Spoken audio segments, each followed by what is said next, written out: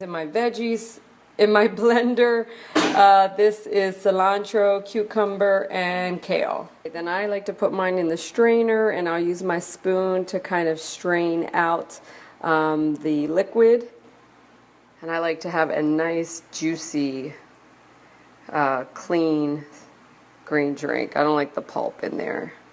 Big giant glass of green veggies I have. That's like 2 cups total.